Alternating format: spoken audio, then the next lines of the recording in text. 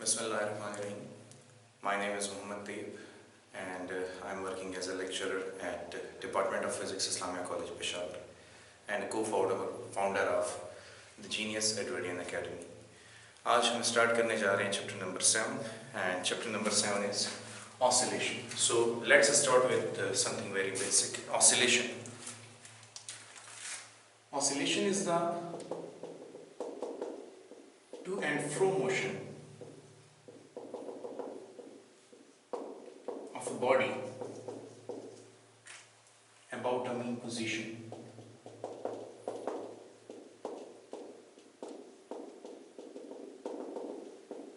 इस mean position को हम इक्विलिब्रियम पोजीशन भी कह सकते हैं.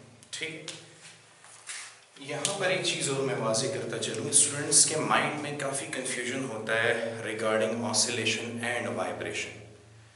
वो ऑसिलेशन और वाइब्रेशन में डिफरेंशिएट नहीं कर पाते. Frankly speaking we use these two terms interchangeably, but there is a narrow difference between the two which I'll elaborate in the lecture. Let's see. Oscillations हमारे पास दो किस्म की होती हैं.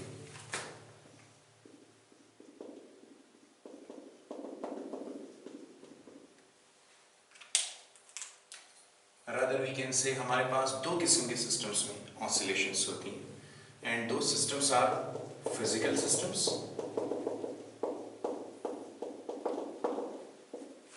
And biological systems.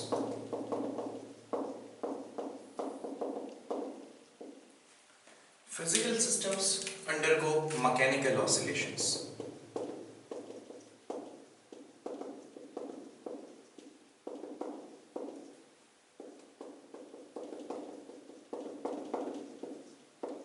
And biological systems, they undergo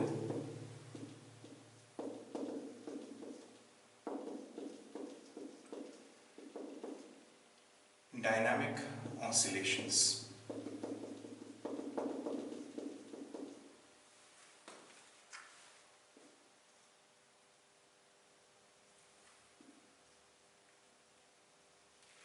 अब physical systems जो होते हैं ये मैकेनिकल ऑसिलेशन करते हैं. तो इनकी एग्जांपल्स में आपके पास है mass spring system, simple pendulum, vibrating cord. ये तमाम के तमाम आपके पास फिजिकल सिस्टम्स हैं जिनमें आपके पास मैकेनिकल ऑसिलेशंस हो रही हैं.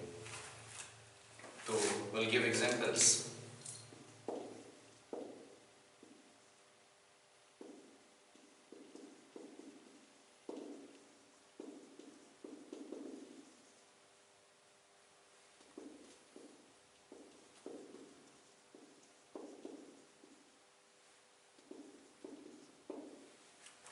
और बायोलॉजिकल सिस्टम्स में आपके पास जैसे कि सेल आपके पास हो सकता है. ये एक डायनामिक सिस्टम है. तो इनमें आपके पास एग्जांपल्स हो सकती हैं हार्ट बीटिंग्स,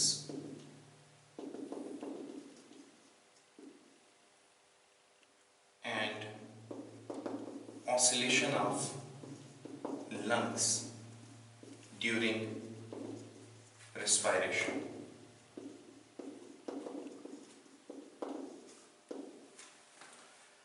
ये जो फिजिकल सिस्टम की मैकेनिकल ऑसिलेशंस हैं, इन मैकेनिकल ऑसिलेशंस को हम वाइब्रेशंस कहते हैं. Precisely the mechanical oscillations are called as vibrations.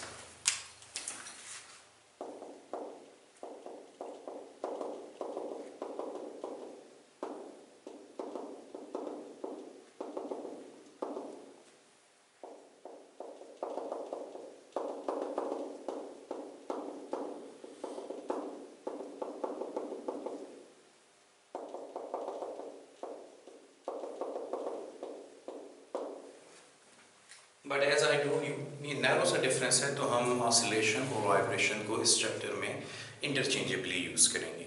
और क्योंकि हमने इस चैप्टर में मास स्प्रिंग सिस्टम को स्टडी करना है, सिंपल पेंडुलम को स्टडी करना है, तो हमारा ज़्यादातर ताल्लुक इन्हीं फिजिकल सिस्टम्स से रहेगा. इसलिए हम ऑसिलेशन और वाइब्रेशन को इंटरचेंजेबली यूज़ करते रहेंगे. ठीक है, आपने इसमें ये जो पैरा है ये बड़ा प्रिसाइसली याद रखना है. ठीक है, अच्छा, some terminologies are variables of oscillatory motion.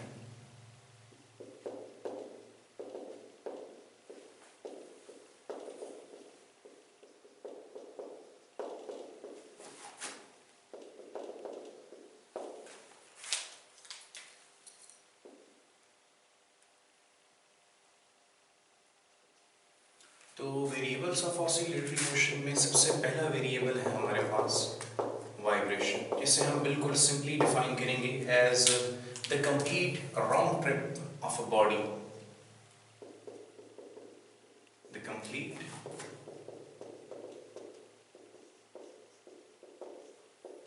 Round trip of a body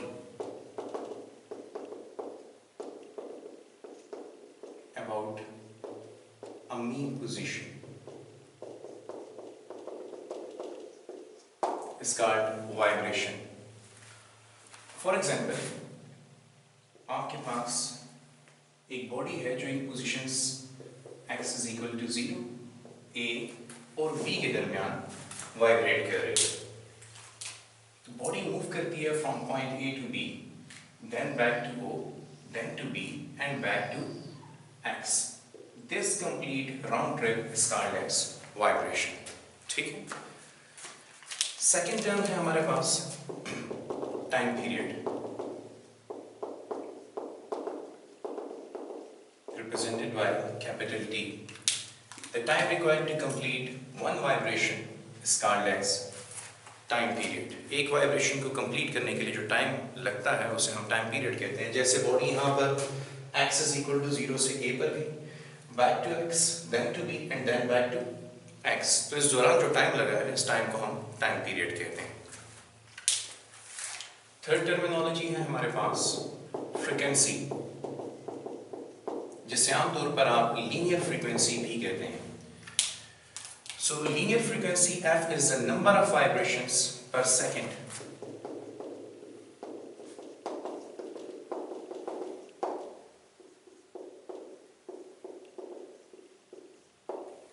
Or usually we write it as f is equal to 1 over t. इसका यूनिट आपके पास हर्ट्ज है। CPS भी लिखा जाता है, which is called as cycles per second. Simply second inverse भी लिखा जाता है और इसी को हम हर्ट्ज भी कहते हैं। ऐसा यूनिट्स हर्ट्ज है आपके पास। फोर्थ पैरामीटर है हमारे पास डिस्प्लेसमेंट और इंस्टेंटेनियस डिस्प्लेसमेंट, और इसे हम स्मॉल x से रिप्रेजेंट करेंगे through out the chapter. So displacement is the distance of the vibrating body from the mean position at any instant of time.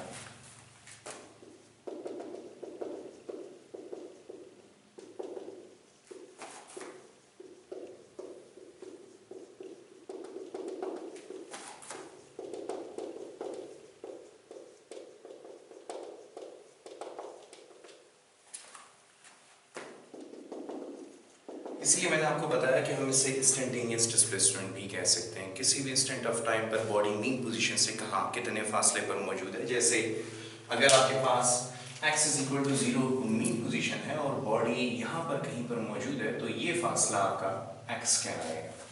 ठीक है। नेक्स्ट टर्मिनोलॉजी है हमारे पास amplitude, which is represented by x naught. So what is amplitude? Amplitude is the maximum displacement from the mean position on either side.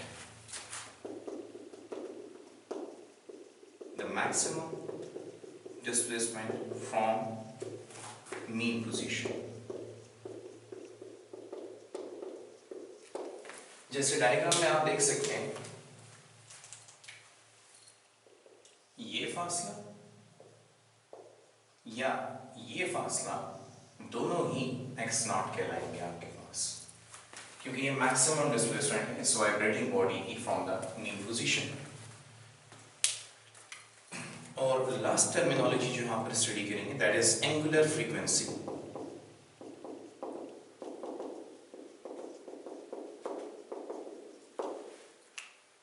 represented by omega. If you remember, आपके course में rotational motion का जो chapter था उसमें आपने angular velocity को define किया था। This angular frequency is the same angular velocity। और हमने for one revolution इसे डिफाइन किया था, omega is equal to 2 pi by t, 1 by t is equal to f, so we replace it by 2 pi f। तो क्योंकि इस chapter में इसका इस्तेमाल होना है इसलिए इसे मैं यहाँ दोबारा मुतारिफ कर रहा हूँ ताकि हम इसे आगे अपनी स्टडीज में यूज कर सकें। ठीक है, सो अभी तक जो हमने पढ़ा गाइस उनमें हमने ऑसिलेशन को पढ़ा, which is a to and fro motion of a body about a mean position. और ऑसिलेशन दो किस्म के सिस्टम्स में हमने स्टडी की, जिनमें एक फिजिकल सिस्टम और एक बायोलॉजिकल सिस्टम है। फिजिकल सिस्टम्स में मैकेनिकल ऑसिलेशंस हैं और इन मैकेनिकल ऑसिलेशंस को हम वाइब्रेशन कहते हैं। बायोलॉजिकल सिस्टम्स में डायनामिक ऑसिलेशंस होती हैं, बायोलॉजिकल सिस्टम जैसे हमारे सेल्स होते हैं, और इसकी एग्जांपल्स में आपके पास the heart beating of heart, oscillations of lungs during respiration आती हैं।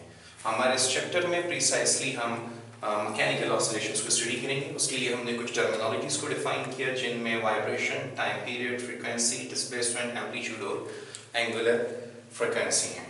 ठीक है, let's move on to the next part of the chapter.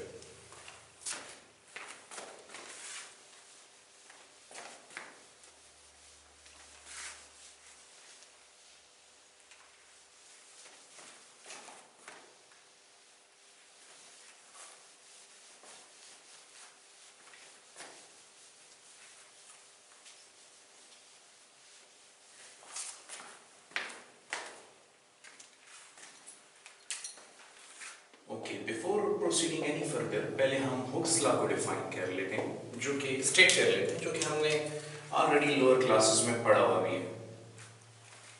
According to Hooke's law, the force applied on a mass attached to a spring is directly proportional to its displacement from the mean position, provided the elastic limits are not violated।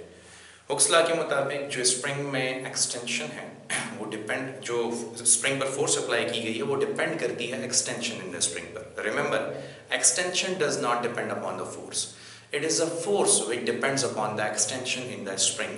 जितना आप spring को ज़्यादा extend करेंगे उतनी ज़्यादा force आपको चाहिए, और ऐसी फोर्सेस को कहते हैं पोजीशन डिपेंडेंट फोर्सेस, जो मैं आपको पढ़ा भी चुका हूँ कि फोर्सेस की वेरियस कैटेगरीज हैं, जिनमें वेलोसिटी डिपेंडेंट फोर्स हो सकती है जैसे कि आपके पास ड्रैग फोर्स है, जिनमें टाइम डिपेंडेंट फोर्स हो सकती है जैसे कि आपके पास इम्पल्सिव फोर्स है, और पोजीशन डिपेंडेंट फोर्स हो सकती है जैसे कि आपके पास ग्रेविटेशनल फोर्स है, कूलम्स फोर्स है, और हुक्स लॉ में जो हम फोर्स पढ़ते हैं मास स्प्रिंग सिस्टम के लिए, ये भी एक पोजीशन डिपेंडेंट फोर्स है। अकॉर्डिंग टू हुक्स लॉ हम जानते हैं this force is directly proportional to displacement from the mean position. आप देख सकते हैं independent variable right hand side पर है और डिपेंडेंट लेफ्ट हैंड साइड पर है, यानी फोर्स डिपेंड करती है x की वैल्यू पर। So F is equal to kx।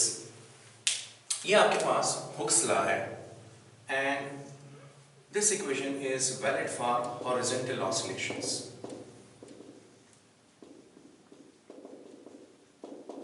जैसे आपके पास एक मास स्प्रिंग सिस्टम है इस फॉर्म में, और it is oscillating between two positions. Let's say ये इसकी मीन पोजीशन है, x is equal to 0, this is one extreme, x is equal to x naught, and this is the other extreme, x is equal to minus x naught। तो ये horizontal oscillations हैं, और horizontal oscillations के लिए आपके पास Hooke's law है F is equal to kx। इसमें k के ऊपर थोड़ी सी डिस्कशन करेंगे, where k is a constant of proportionality and it is called as spring constant। और आप देख सकते हैं k की वैल्यू F by x के बराबर है। According to this equation, let's say this is our equation number 1। तो इक्वेशन 1 के मुताबिक k की वैल्यू F by x के बराबर है। तो अगर आपको F की वैल्यू दी हो और x की वैल्यू दी हो तो आप k की वैल्यू फाइंड कर सकते हैं। तो स्टूडेंट्स, ये आपकी प्रॉब्लम नंबर 1 है, टेक्स्ट बुक की प्रॉब्लम नंबर 1, जिसमें आपको F और x की वैल्यूज गिवन, k की वैल्यू फाइंड करनी है।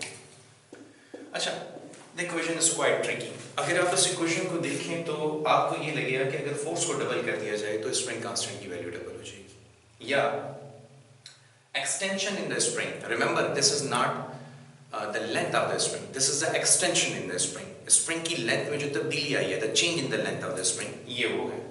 जैसे आपके spring की original length अगर ये है, तो ये further जो आपके पास आया, this extension in the spring is x. इस x को आप delta L से भी represent कर सकते हैं, the change in the length of the spring. ठीक है? Okay, so equation के बारे में डिस्कस कर रहा था कि it is little bit tricky. Equation से ये लगता है कि अगर फोर्स को डबल किया जाए तो स्प्रिंग कांस्टेंट डबल हो जाएगा, या x की वैल्यू को डबल किया जाए तो स्प्रिंग कांस्टेंट हाफ हो जाएगा, व्हिच इज रॉन्ग. आप यहाँ पे देख रहे हैं प्रोपोर्शनैलिटी होल्ड कर रही है, इसको डबल करने से ये भी डबल हो जाएगा. इसीलिए if both gets double the value of k remains constant. k की वैल्यू इन दोनों के ऊपर डिपेंड नहीं करती. सो फिर k की वैल्यू किन फैक्टर्स पे डिपेंड करेगी, ये मैं आपको अपकमिंग लेक्चर में बता रहा हूँ. ठीक है.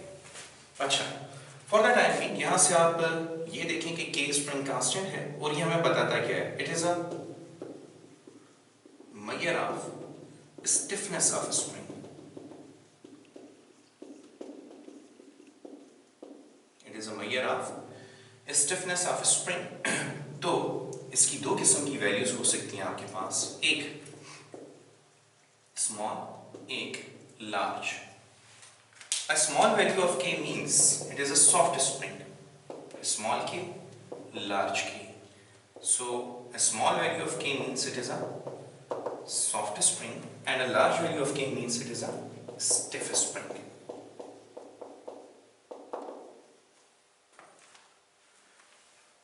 Furthermore, एक और चीज नोट कीजिएगा, k का यूनिट. k का यूनिट आपके पास है न्यूटन पर मीटर. और no wonder if you remember, newton per metre और भी एक चीज का यूनिट है जो आपने केमिस्ट्री में पढ़ी हुई है, surface tension. So spring constant has same units and dimensions as that of surface tension. तो ये अपने पास एज एन एमसीक्यू आप नोट कर सकते हैं, आपसे एग्जाम में पूछा जा सकता है.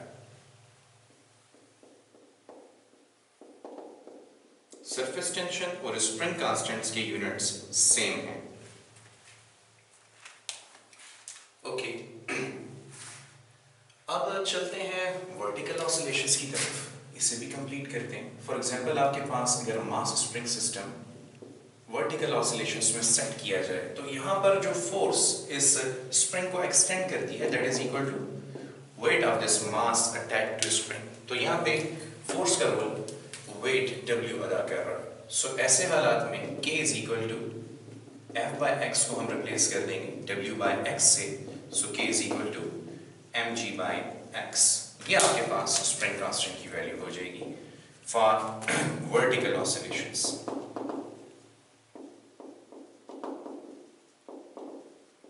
Under the action of gravity.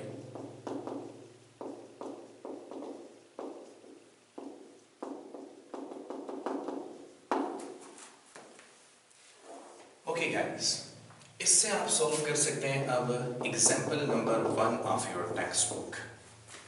ठीक है, आपके पास मास गिवन है, x की वैल्यू गिवन है, वर्टिकल ऑसिलेशंस हैं, आपसे k की वैल्यू मांगी गई है, तो अब आप एग्जाम्पल नंबर 1 को भी सॉल्व कर सकते हैं. ओके, अब आते हैं आपके पुराने कोर्सेज में एक डेफिनेशन है यंग मॉडुलस की. Young modulus is equal to stress और स्ट्रेन. इसको पढ़ाने का मकसद ये है कि यहाँ पर आपने देखा कि k की वैल्यू f और x की वैल्यू पे डिपेंड नहीं करती, तो फिर वो किन फैक्टर्स पे डिपेंड करती है. यहाँ से हम जान पाएंगे कि वो किन फैक्टर्स पे डिपेंड करती है, और ये yet another very important concept. तो stress is, as we know, it is force per unit area, and strain is the change in length per unit original length. So अगर आप इक्वेशन को rearrange करें तो f ये l ऊपर आ जाएगा, सो f into L divided by ये नीचे आ जाएगा, delta l into a.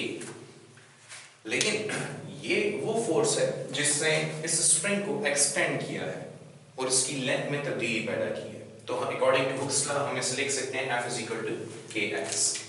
So y is equal to k into x multiply with l divided by delta l into a। और जैसे कि मैंने आपको यहाँ पे समझाया था कि x और delta l they are the same thing, extension in the string, so इसका मतलब they both can be cancelled out and we get the value of y which is equal to k into l over a। अब अगर आप k को isolate करें तो k की value आपके पास आएगी y into a over l। ये आपके पास k की वैल्यू है और आप देख सकते हैं कि k की वैल्यू वायर के यंग मॉडुलस पर, वायर के एरिया पर और वायर की लेंथ पे डिपेंड करती है।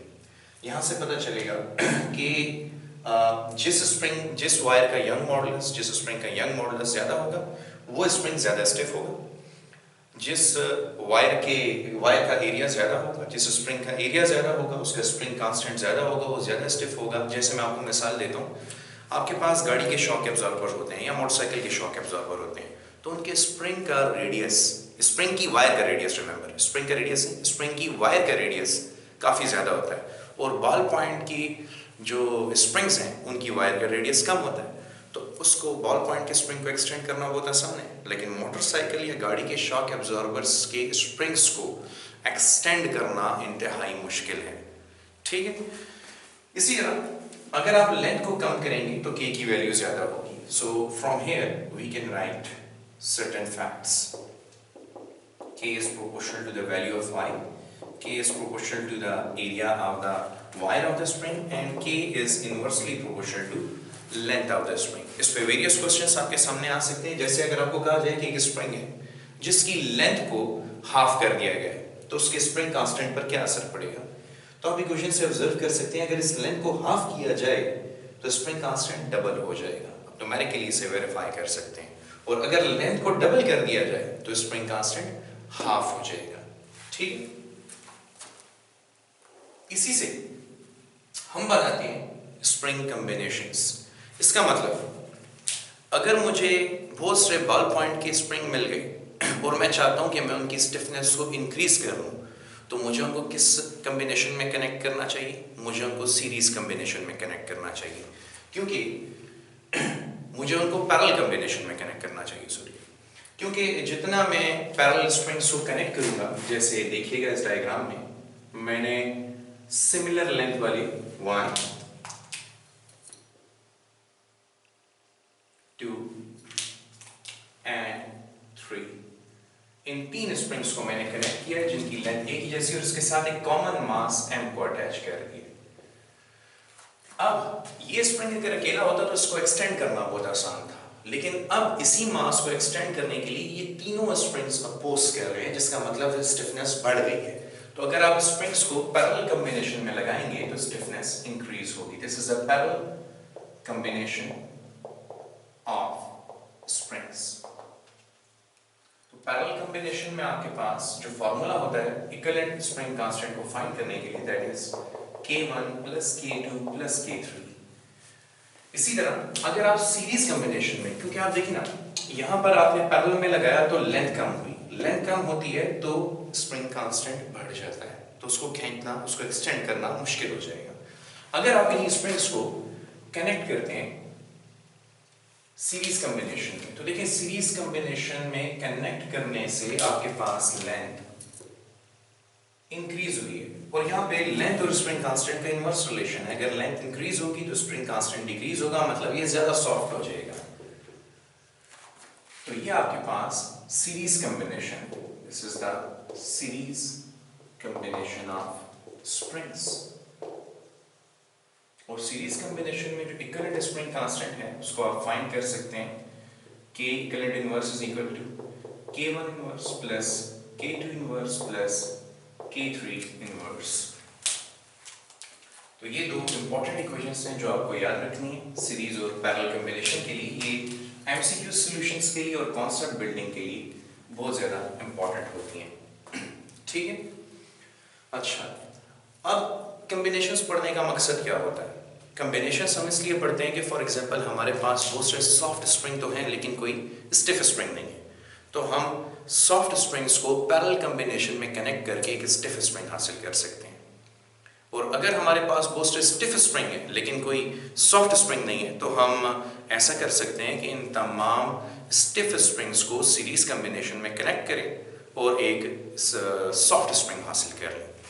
तो ये कॉम्बिनेशन इसलिए इम्पॉर्टेंट है और ये न्यूमेरिकल सॉल्यूशंस में, एमसीक्यू सॉल्यूशन में आपकी हेल्प करेंगे। शॉर्टली इनके ऊपर मैं कुछ क्वेश्चंस भी सॉल्व कर लूँगा, ठीक है। Okay, now we proceed. ये हमारे पास हुक्स लॉ हो गया फॉर मास स्प्रिंग सिस्टम। अब हमारा टारगेट नेक्स्ट है सिंपल हार्मोनिक मोशन, ठीक है। So let's move towards simple harmonic motion.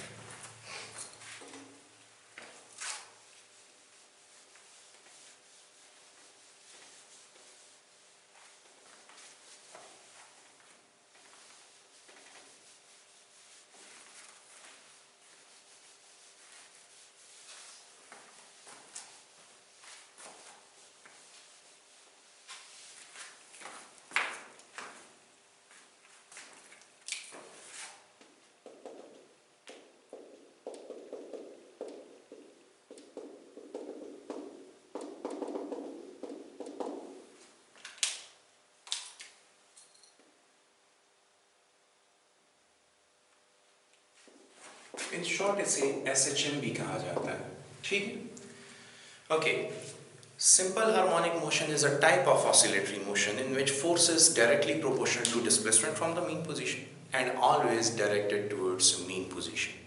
या आप ये भी कह सकते हैं कि simple harmonic motion is a type of oscillatory motion in which acceleration is directly proportional to displacement from the mean position and always directed towards the mean position.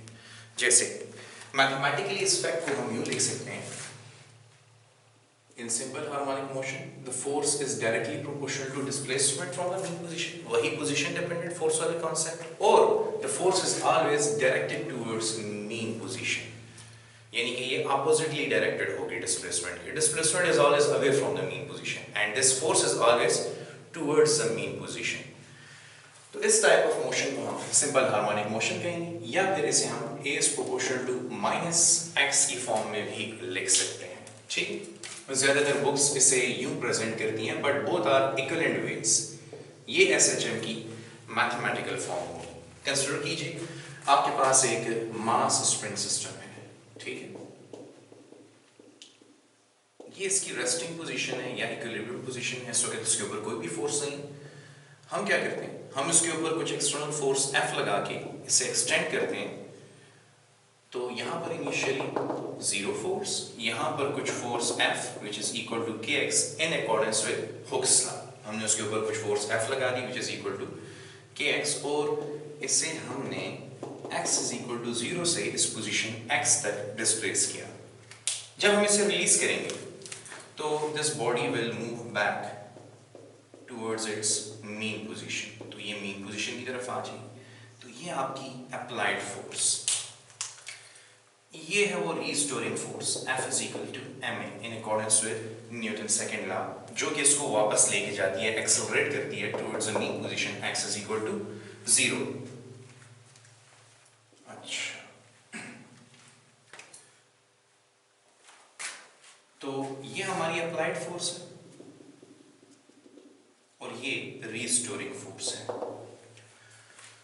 तो applied force is equal to restoring force at each and every instant of time. जब हम इसे पुल कर रहे हैं तो जितनी हम इसके ऊपर फोर्स अप्लाई कर रहे हैं उतनी ही रीस्टोरिंग फोर्स इसमें पैदा हो रही है।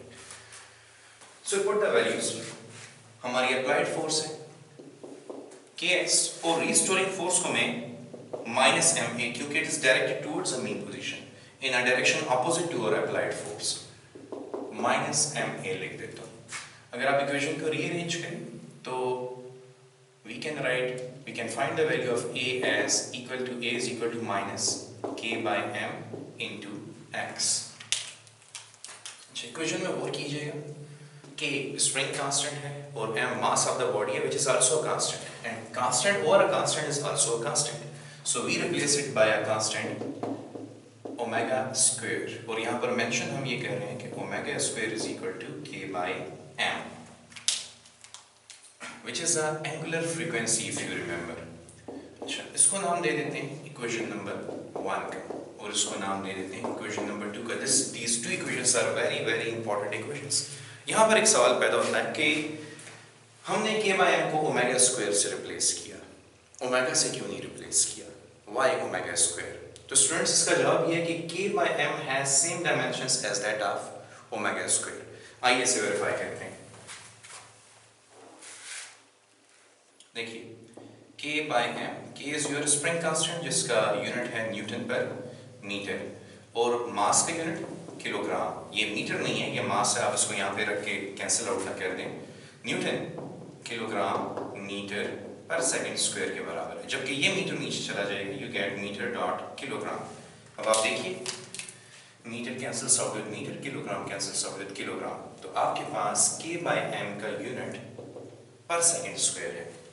अच्छा, ओमेगा आपके पास बराबर होता है, ओमेगा का unit it is defined as the rate of change of angular displacement. इसका मतलब इसका यूनिट है पर सेकंड, तो इसका मतलब ओमेगा स्क्वायर का जो यूनिट होगा इट इज पर सेकंड स्क्वायर। तो देख सकते हैं आप इन दोनों के यूनिट सेम है, इसीलिए मैंने इस कांस्टेंट को इस कांस्टेंट से रिप्लेस किया। इसकी अपनी इंपॉर्टेंस है जो हमें आगे पता चलेगी। अच्छा, ये इक्वेशन नंबर 1 है, इससे फर्दर प्रोसीड करते हैं। Equation number 1 implies that a is proportional to minus x। अगर आप कांस्टेंट ऑफ प्रोपोर्शनलिटी हटा दें तो इक्वलिटी प्रोपोर्शनलिटी में चेंज हो जाएगी एज यूजुअल।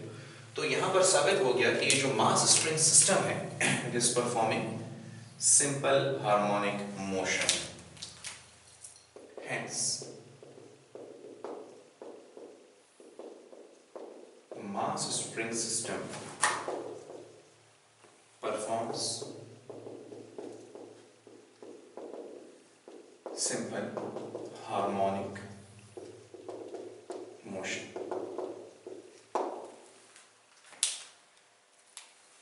अच्छा, अब इक्वेशन नंबर 1 की वेरियस रिजल्ट्स हैं आपके पास। a is equal to omega square x, हम उस नेगेटिव साइन को निगलेक्ट कर सकते हैं for the sake of mathematical calculations. So a is equal to, first of all आप ये देखें कि एक्सेलरेशन कहाँ पर मैक्सिमम और कहाँ पर मिनिमम है।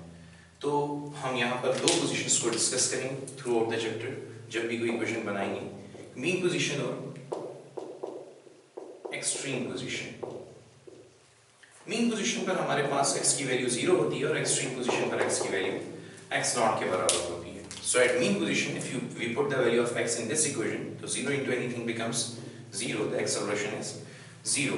और एक्सट्रीम पोजीशन पर अगर x की वैल्यू x नॉट यहाँ पे पुट कर दी जाए तो आपको मैक्सिमम एक्सेलरेशन मिलेगी, and the maximum value of acceleration is omega square x not. It is a very very important equation. अच्छा, इस इक्वेशन की फर्दर अल्टरनेट फॉर्म भी आपके पास आ सकती है। a is equal to, if you guys remember, omega की value किसके बराबर थी? 2 pi f के b और 2 pi by t के b। तो यहाँ से हमें दो किस्म के रिजल्ट्स मिल सकते हैं। एक, अगर तो मैंने ओमेगा की वैल्यू 2 pi f पुट की तो क्या रिजल्ट आएगा, और दूसरा अगर मैंने ओमेगा की value 2 pi by t put की तो क्या रिजल्ट आएगा। तो ओमेगा की वैल्यू 2 pi f पुट करने से यहाँ पर you get a is equal to 4 pi square f square into x, और यहाँ पर पुट करने से a is equal to 4 pi square over t square into x। तो ये आपके पास दो इक्वेशंस मजीद आ गई एक्सेलरेशन के लिए जो कि काफ़ी इंपॉर्टेंट हैं। यानी कि अगर आपको टाइम दिया हो और पोजीशन दी हो तो भी आप एक्सेलरेशन फाइंड कर सकते हैं, फ्रीक्वेंसी और x की वैल्यू दी हो तो भी आप एक्सेलरेशन फाइंड कर सकते हैं। तो ये एक्सेलरेशन के साथ एसोसिएटेड डिफरेंट किस्म के एमसीक्यूज भी हैं और केसेस भी हैं। आपसे डायरेक्टली पूछा जा सकता है कि मैक्सिमम एक्सेलरेशन की इक्वेशन क्या है।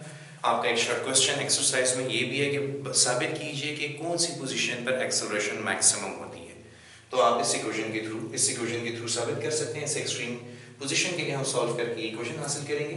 दूसरा, आपकी टेक्स्ट बुक में एक न्यूमेरिकल प्रॉब्लम है जिसमें टाइम और x की वैल्यू गिवन है, आपसे एक्सेलरेशन मांगी गई है, तो you can solve that problem.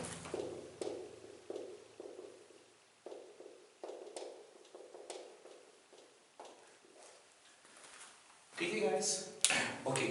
अब हमें ये तो पता है कि मास स्प्रिंग सिस्टम जो है वो सिंपल हार्मोनिक मोशन कर रहा है, तो हम उसके टाइम पीरियड और फ्रीक्वेंसी की इक्वेशन निकाल सकते हैं। उसके लिए हमारी स्टार्टिंग इक्वेशन नंबर 2 होगी, जो हमारे लिए काफ़ी इंपॉर्टेंट थी। So let's find that.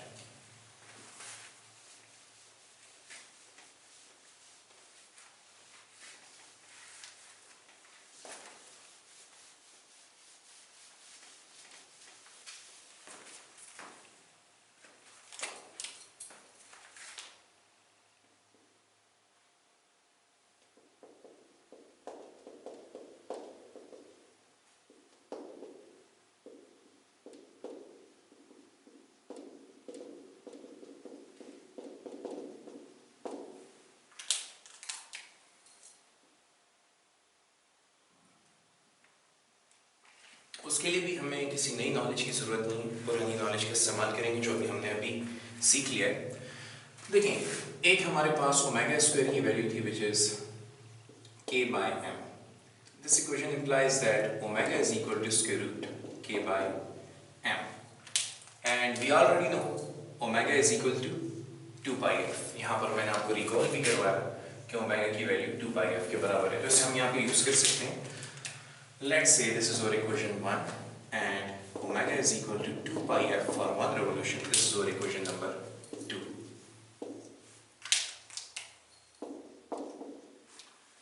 Comparing 1 and 2, we get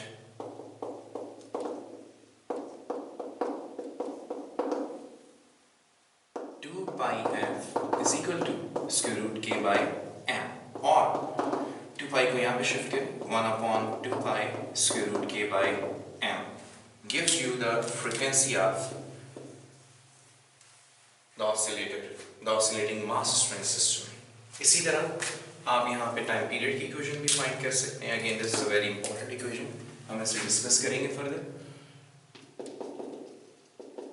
equation of time period इसी तरह फाइंड कर लेते हैं।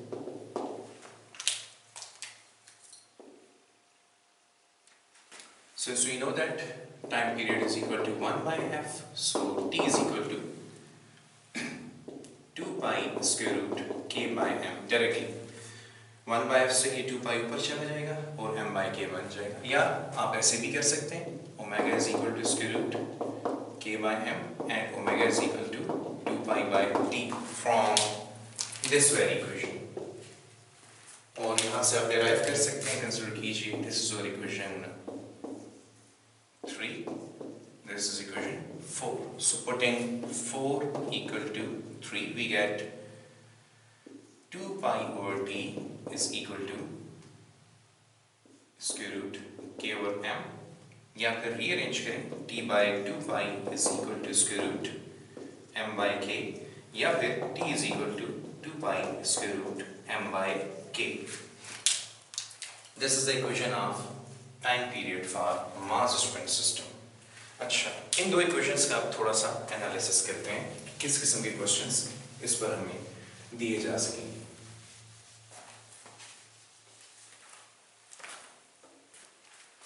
सो अगर आप फ्रीक्वेंसी की इक्वेशन को कंसीडर करें, frequency is equal to 1 over 2 pi square root k by m, और टाइम पीरियड की equation t is equal to 2 pi square root m by k।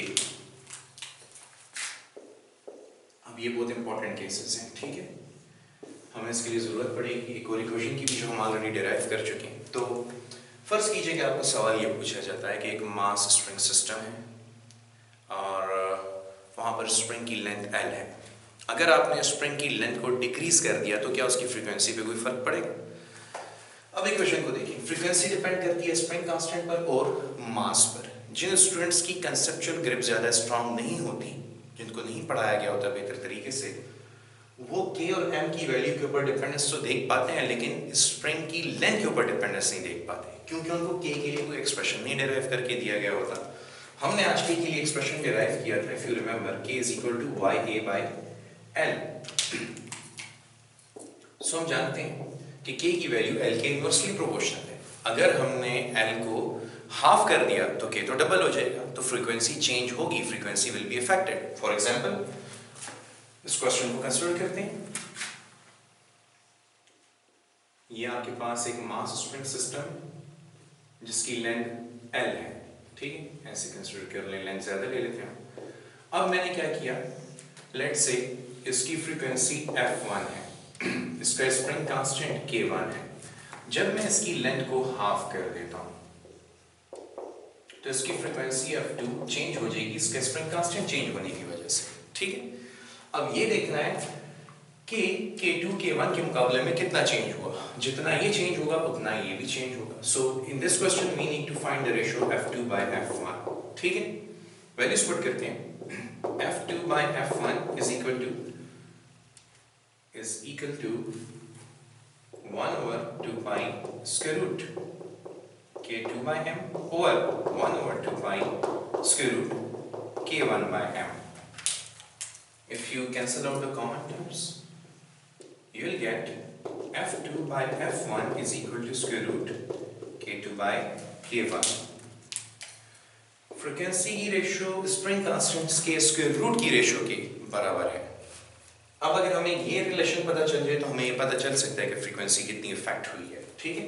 तो ऐसा करते हैं कि k की वैल्यू लिखते हैं, let's say k1 is equal to ya by l1 and k2 is equal to ya by l2।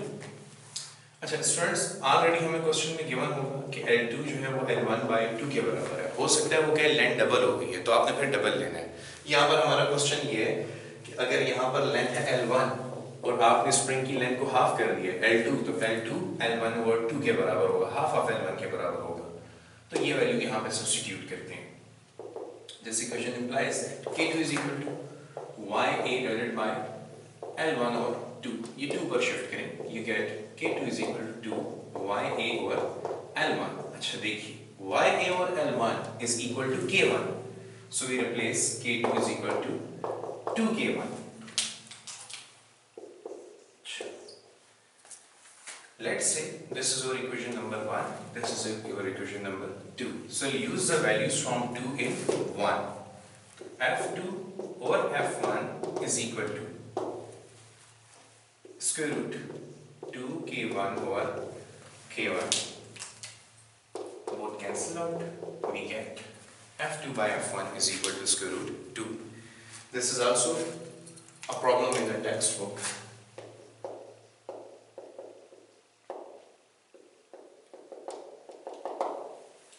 So याद रखिए, आपको यहाँ पे लेंथ हाफ करने को कहा गया, आपको ये भी कहा जा सकता है कि लेंथ डबल हुई है स्प्रिंग की। आपको ये भी कहा जा सकता है कि स्प्रिंग की इस वायर का रेडियस डबल हो गया, तो फिर आप अकॉर्डिंगली डील करेंगे। जैसे यहाँ पर अगर आपके पास ये वायर है, ठीक है, तो ये देखें इस वायर का जो रेडियस है वो डबल होने का ये मतलब है कि this wire is more thick as compare to this one.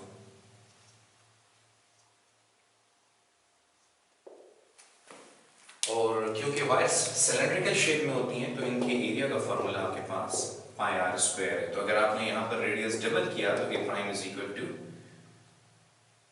4a, R prime is equal to 2r लेने से आप खुद ही से वेरीफाई कर सकते हैं, ठीक है। ये इसके साथ रेलेवेंट क्वेश्चंस हैं। अच्छा, इसी तरह टाइम पीरियड की क्वेश्चन को भी देख लेते हैं।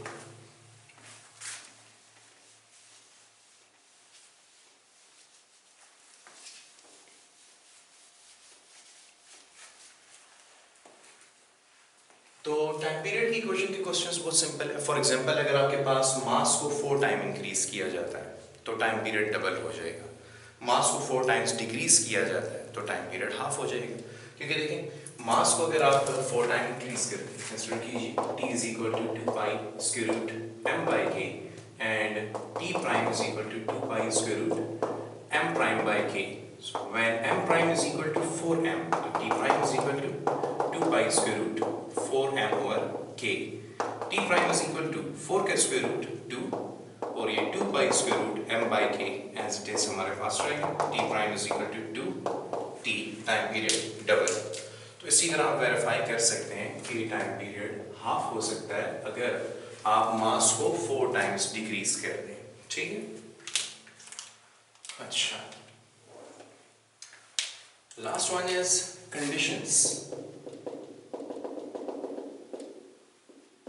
For SHM। अब अगर एक बॉडी सिंपल हार्मोनिक मोशन कर रही है तो क्या कंडीशंस हो सकती हैं? क्योंकि हम ये जानते हैं सिंपल हार्मोनिक मोशन भी एक टू एंड फ्रो मोशन है, ऑसिलेटरी मोशन भी एक टू एंड फ्रो मोशन है, तो फिर दोनों में फ़र्क क्या है? समटाइम्स वी से इट लाइक कि every simple harmonic motion is an oscillatory motion, but every oscillatory motion is not a simple harmonic motion. क्योंकि simple harmonic motion के लिए हमारे पास कुछ conditions हैं, जिनमें first one is system performing SHM must obey Hooke's law.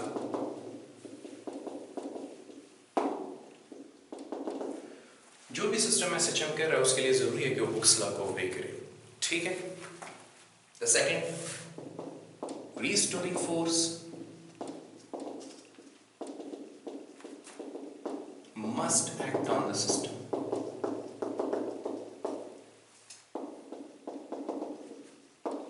क्योंकि system पर restoring force act नहीं करेगी तो रिमेंबर ऑसिलेशन होती ही रीस्टोरिंग फोर्स की वजह से. अगर ऑसिलेशन नहीं है, अगर रिस्टोरिंग फोर्स नहीं है तो ऑसिलेशन नहीं है, और अगर ऑसिलेशन नहीं है तो फिर SHM भी नहीं है, क्योंकि simple harmonic motion is a type of oscillatory motion. तो यहाँ पर इस कंडीशन से आपको फायदा ये होगा कि F = -kx आ जाएगा, जो कि रिक्वायरमेंट है सिंपल हार्मोनिक मोशन की, ठीक है? Third one is system must have inertia.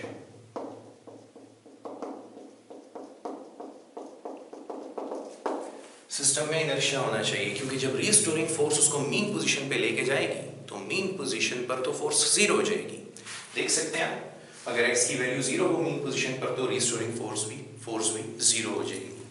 तो फिर सिस्टम में इनर्शिया होना चाहिए ताकि वो वहां पर रुके नहीं, मास वहां पर रुके नहीं, बॉडी वहां पर रुके नहीं, वो मीन पोजीशन को क्रॉस करके आगे चली जाए और कंटिन्यूड ऑसिलेशंस जारी रहे. फोर्थ, ये बहुत इंपॉर्टेंट है, बॉडी परफॉर्मिंग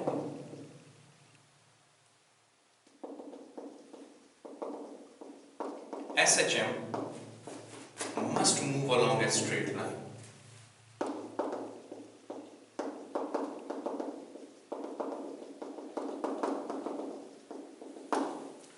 ये बहुत इंपॉर्टेंट है. देखिए, कंसिडर कीजिए आपके पास एक सिंपल पेंडुलम है और सिंपल पेंडुलम इन दो फिक्स्ड पोजीशंस A और B के दरमियान ऑसिलेट कर रही है. इसकी मीन पोजीशन है O, ठीक है? अब क्या ये ऑसिलेटिंग पेंडुलम SHM कर रहा है? आपने लोअर क्लासेस में भी प्रूफ किया होगा, इस चैप्टर में भी हम प्रूफ करेंगे कि simple pendulum simple harmonic motion करता है. लेकिन क्या ये सिंपल पेंडुलम SHM कर रहा है? The answer is no. For a body to perform SHM it must move along a straight line. और यहाँ पे आप देख सकते हैं कि यहाँ पर बॉडी स्ट्रेट लाइन में मूव नहीं कर रही, rather it is following a curved path. सो हमारे अपकमिंग लेक्चर में हमें ये देखना होगा कि हम सिंपल पेंडुलम को कितने एम्पलीट्यूड तक लेके जाएं, कितनी एंगुलर डिस्प्लेसमेंट दें तो वो स्ट्रेट लाइन पर मूव करके SHM परफॉर्म करेगा. इस लिमिट को इंशाल्लाह हम डिस्कस करेंगे. And the last one is system must be frictionless.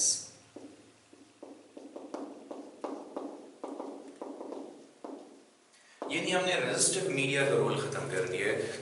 The system is only moving under the action of the restoring force. यहाँ पर और कोई भी फोर्स नहीं है. ऐसे सिस्टम्स को हम ऐसी ऑसिलेशंस को हम फ्री ऑसिलेशंस भी कहते हैं. तो सिंपल हार्मोनिक मोशन के लिए आपके पास ये 5 कंडीशंस हैं जो आगे हम डिफरेंट सिस्टम्स पर चेक करते रहेंगे कि वो SHM कर रहे हैं या नहीं कर रहे हैं. This is it. Thank you for today's lecture.